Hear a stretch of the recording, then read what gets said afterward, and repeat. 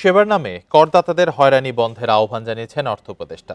অন্তর্বর্তী সরকারের নানা সংস্কার পরবর্তী সরকারের জন্য সহায়ক হবে বলেও জানান তিনি। রাজধানীর আগারগাঁওয়ে রাজস্ব ভবনের ট্যাক্স রিপ্রেজেন্টেটিভ ম্যানেজমেন্ট সিস্টেম উদ্বোধনী অনুষ্ঠানে এনবিআর চেয়ারম্যান বলেন, আগামী অর্থবছরেই কর্পোরেট ট্যাক্স অনলাইন করা হবে, এতে দুর্নীতিও কমবে।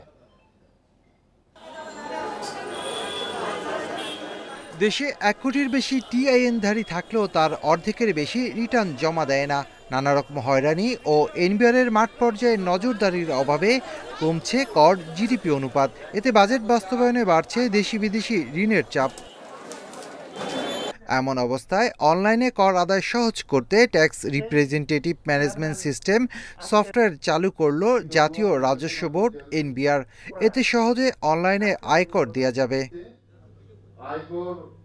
এর উদ্বোধনী অনুষ্ঠানে অর্থ উপদেষ্টা বলেন, আগামীর সরকারকে আশার আলো দেখাবে কর সংগ্রহের আধুনিক পদ্ধতি। আপনারা যদি ক্লায়েন্টরে বলে বেটা আজকে আসো, কালকে আসো, পরশু আসো, এটা তো তার একটু হয়রানি হবে, তাই না? হ্যাঁ, যথাসম্ভব তখন আসতে করবে, এই জিনিসটা আপনাদের অনুরোধ রইল। কারণ অনুষ্ঠানে এনবিআর চেয়ারম্যান জানান, এবছরই তৈরি করা হবে কর অ্যাপস। তার মতে, কর আদায়ের প্রক্রিয়া ডিজিটালাইজেশন করা গেলে অডিট সিলেকশন ও অডিট প্রক্রিয়া অটোমেটেড করা সম্ভব হবে।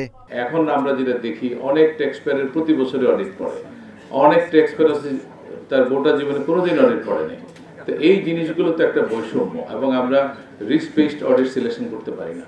এই জায়গাটাতে একটা বড় যুগান্তকারী পরিবর্তন হবে। আগামী বছর থেকে আমরা কর্পোরেট ট্যাক্সকেও ইনশাআল্লাহ অনলাইন সাবমিশনে নিয়ে আসবো।